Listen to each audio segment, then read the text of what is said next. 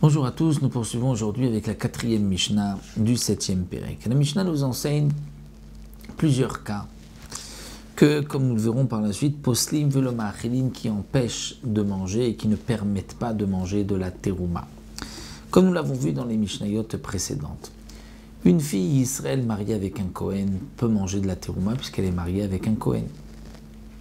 Si son mari décède, elle ne peut plus manger de terouma. Mais si elle a une descendance avec son mari, grâce à sa descendance, grâce à son fils, elle pourra manger de la terouma. Inversement, la fille d'un Kohen marié avec un Israël, bien qu'en tant que fille Kohen, elle pouvait manger de la terouma réservée aux Kohanim, mais mariée avec un Israël ne peut plus manger de terouma. Si son mari décède, elle revient chez ses parents et elle pourra manger de la terouma. Mais si elle a eu un enfant avec son mari, elle ne peut pas manger de la terouma à cause de cet enfant. Dans ces deux cas, si lorsque le mari est mort, la femme était juste enceinte, mais elle n'a pas eu encore d'enfant, l'enfant n'est pas encore né, elle pourra manger de la terouma ou pas. Alors la Mishnah va nous dire à Oubar, l'enfant qui n'est pas encore né, poslim veloma'achilim, c'est-à-dire, poslim.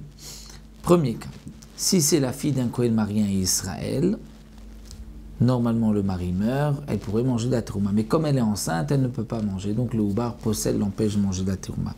Si c'est la fille d'un Israël marié avec un Kohen, le mari meurt, est-ce qu'elle peut manger de la terouma si elle a eu un enfant avec ce Kohen? Oui.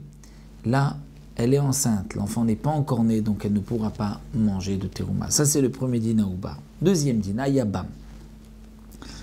Une femme qui attend le yiboum.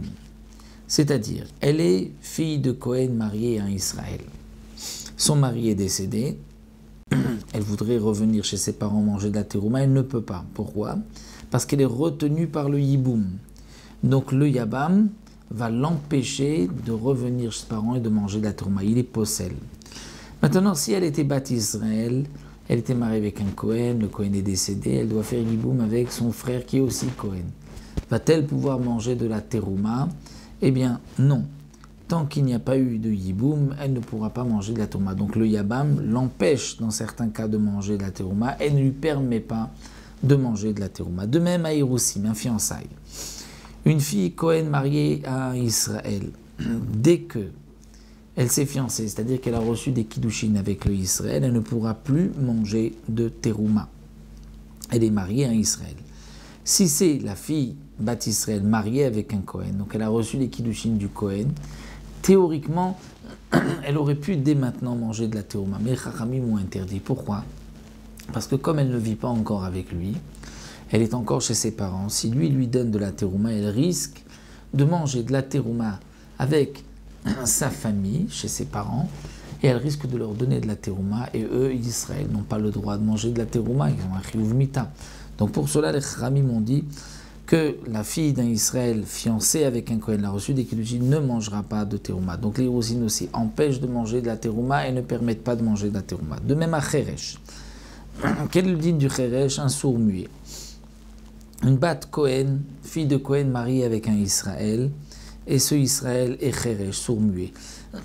Son mariage n'est pas un véritable mariage, c'est qu'un mariage midei Rabbanan.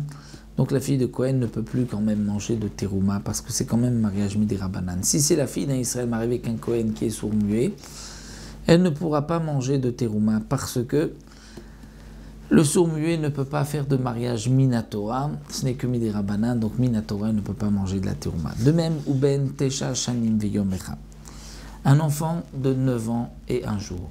Nous savons qu'un garçon, à partir de 9 ans et un jour, s'il a une relation, mais une femme, cette relation est considérée comme bien une relation. Si lui est un proche parent d'une fille Kohen, et il a une relation avec cette Kohenette, elle ne pourra plus manger de terouma. Poslin, c'est possel. Velo ma'achil. Et dans le cas où c'est la fille d'un Israël mariée avec un Kohen qui lui n'a que 9 ans, elle ne pourra pas manger de la terouma, bien qu'elle est mariée avec ce Kohen, étant donné qu'avant l'âge de 13 ans, il n'y a pas encore de mariage. Donc nous avons vu le din d'un enfant de 9 ans et un jour, qui a quand même un din de bien pour pouvoir interdire la fille d'un Kohen,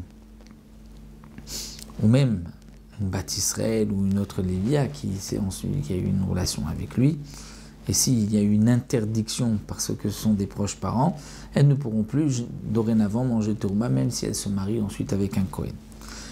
Maintenant, la Mishnah continue. Donc, tous ces premiers cas que nous avons vus, c'est possible, ils empêchent de manger la terouma et ils ne lui permettent pas de manger la terouma. Donc, nous avons vu empêcher quand c'est fille de Kohen à Israël, elles ne permettront pas de manger quand c'est fille Israël à un Kohen. Ça fait que ça fait que chez nous, nous avons un doute. Est-ce que l'enfant a déjà 9 ans et un jour ou pas? Eh bien, le safek, c'est comme s'il a déjà eu. On est possède.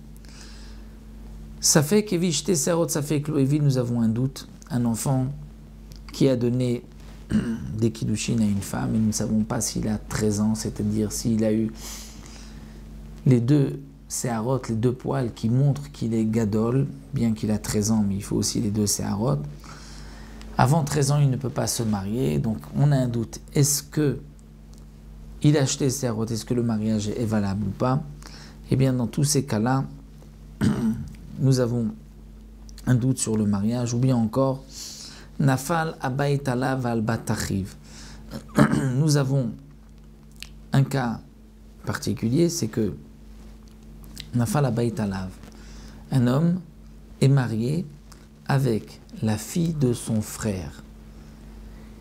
Il a épousé sa nièce. Et il était avec sa nièce et la maison s'est effondrée. Venyedwa et Zemet Rishon, et on ne sait pas, on a retrouvé les deux morts, mais on ne sait pas qui est mort le premier, si lui ou si sa femme. Quelle est l'importance de savoir qui est mort le premier? C'est que comme il est mort sans laisser d'enfant, donc sa femme, on va dire qu'il en avait deux. Il avait épousé sa nièce et encore une autre femme.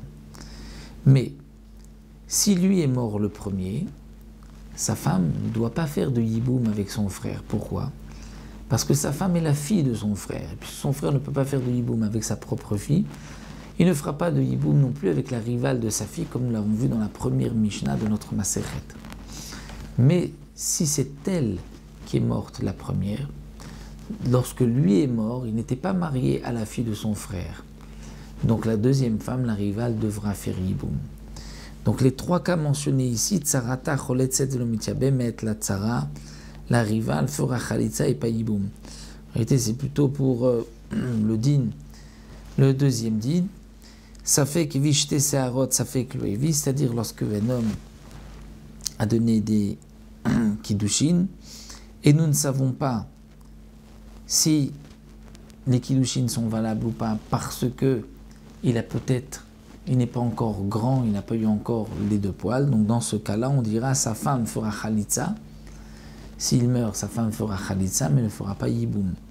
Parce que nous avons un doute sur son mariage, donc il ne fera pas yiboum. Mais dans le dernier cas, où la maison est tombée sur lui et sur sa femme, qui est sa nièce, donc la fille de son frère, donc nous avons vu là que la rivale fera khalitza et ne pourra pas faire yiboum. Pourquoi la rivale fera khalitza?